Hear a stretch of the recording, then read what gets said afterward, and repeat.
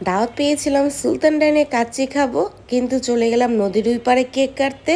So hello everyone, আসসালামু আলাইকুম। কেমন আছেন আপনারা সবাই? আমার ভিডিওর ক্যাপশন দেখে বুঝে গিয়েছেন অলরেডি আমি কি ধরনের ভিডিও শেয়ার করব আজকে আপনাদের সাথে। দাওয়াত পেয়েছিলাম সুলতান ডাইনে কাচ্চি খাবো, এই কারণে সকালে ঘুমের থেকে উঠি সুন্দর একটি মিষ্টি রোদের মধ্যে নাস্তাটা করে নিলাম। এরপর ভাইয়ারা অপেক্ষা করছিল আমাদের জন্য, তাদের নিয়ে আমরা চলে গেলাম ধানমন্ডি জিগাতলায় সুলতান ডাইনে। এদিকে আমার জামাই যান হুন্ডা পার্কিং করছে আর আমি ভাইয়াদের জন্য অপেক্ষা করছিলাম।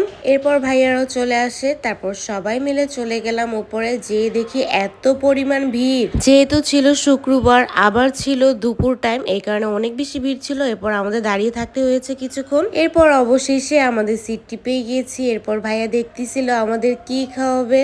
এরপর তারা 3 বন্ধু মিলে ডিসাইড করে তারা খাবারটি অর্ডার দিল। আর অর্ডার দেওয়ার পরে কিছুক্ষণ পরে আমাদের খাবার কিন্তু আসতেছে। প্রথমে আমাদের দিয়ে গেল জাফরানি শরবত। জাফরান শরবতটা কিন্তু অনেক বেশি মজা, ওনাদের প্রত্যেকটি খাবারই এত বেশি মজা। আমরা চেয়েছিলাম বোরহানি তো সবসময় খাই, আজকে আমরা জাফরানি শরবতটা খাবো। এই যে আমার খাবারটিও আমার সামনে চলে আসলো। আমার কাছে তো কাচ্চি মানে অনেক বেশি মজা লাগে, তাও যদি হয় আবার সুলতান ডাইনের কাচ্চি আমার কাছে তো বেস্ট লাগে, বেস্ট। ওনাদের মাংসটা এত নরম হয়ে থাকে আর চালটার কথা কি বলবো, এত মজা। সাথে নিয়েছিলাম একটু লেবুর রস, 1 পিস শসা আর আলু দিয়ে সুন্দর করে যখন নলটা মুখে দেয় এত বেশি মজা লাগে। ভিডিও এডিট করতে করতে আমার তো দেখে আবার লোভ লেগে গেল, মনে চাচ্ছে এখনই আমি খেয়ে আসি আবার গিয়ে। এদিকে তো ভাইয়া হাড্ডি পেয়ে সেই রকমের খুশি, হাড্ডিটা নাকি অনেক বেশি লোভনীয়।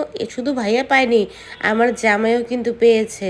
আর এই ধরনের নলির হাড্ডি কিন্তু আমার জামাই অনেক বেশি পছন্দ করে থাকে। তবে সবচেয়ে বড় মজার কথা হচ্ছে আমরা কিন্তু কেউ এত বড় নলি পাইনি, ভাইয়া কিন্তু অনেক বড় নলি পেয়েছে, এই কারণে হাত দিয়ে ঢেকে রেখেছে। সবার চোখ পড়েছে ওইটার ভিতরে। এবার আমাদের খাওয়া দাওয়া শেষ করলাম, শেষ করে আমরা এখন বের হয়ে যাব। আমরা বের হয়ে যেহেতু সামনেই ধানমন্ডি লেক, এই কারণে হাঁটতে হাঁটতে রাস্তাটা পার হয়ে সবাই মিলে চলে গেলাম একটু লেকে যেয়ে বসলাম, যেহেতু খেয়েছি।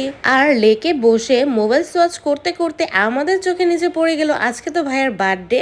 কিন্তু ভাইয়া আমাদের বলেনি যে আমাদের বার্থডে উপলক্ষে খাওয়াইছে, এই কারণে আমরাও দেরি না করে ভাইয়াকে নিয়ে আমরা ক্যারিগঞ্জে চলে গেলাম। ওইখানে অনেক রিসোর্ট আছে, এরপর অনেক কফি শপ আছে, ওইখানে যে ভাইয়ের জন্য একটি কেক কাটবো আমরা। যেই কথা সেই কাজ, বলতে বলতে চলে আসলাম আমরা ক্যারিগঞ্জে, মধু সিটি, ওইখানে এসে ভাইয়ের জন্য কেক কাটবো। আমরা বেশি ভিতরে যাইনি, আমরা গ্রিন ভিলাতে নেমেছি। এই প্লেসটা কিন্তু আমার কাছে অনেক বেশি ভালো লাগে। এই প্লেসে কিন্তু আপনি প্রত্যেকটি খাবার পেয়ে যাবেন, আপনার বাইরে যে এক্সট্রা অন্য কোনো খাবার খেতে হবে না। আর এখানে সবাই মিলে মজা করবো বলে বার্থডের কেকের নামটা ভাইয়াকে দায়িত্ব দিলাম, ভাইয়া নিজেই লিখে ফেললো। এরপর কেক কাটার পর্ব শেষ করলাম, শেষ করে ভাইয়া বলতেছে এখানেও স্যুপ খাওয়াবে আমাদের। আর গ্রিন ভিলের স্যুপটা কিন্তু অনেক বেশি মজা, খুবই টেস্টি। এখানে আসলে অবশ্যই ট্রাই করবেন। এখানে কিন্তু ফাস্টফুড আইটেম বলে, চাইনিজ আইটেম বলেন, তারপরে ফিশ যে আইটেম গুলো আছে, ভাজা পোড়া, সব ধরনের খাবার পেয়ে যাবেন। ওনাদের প্লেসটি যেমন বড়, দেখতে অনেক বেশি সুন্দর। সো আশা করি আপনাদের কাছে আমার ভিডিওটি ভালো লেগেছে। অবশ্যই যদি ভিডিওটি ভালো লাগে বেশি বেশি করে লাইক কমেন্ট শেয়ার করে দিবেন। এইভাবেই সবাই আমার পাশে থেকে আমাকে সাপোর্ট করবেন। সবাই ভালো থাকবেন, আল্লাহ হাফেজ।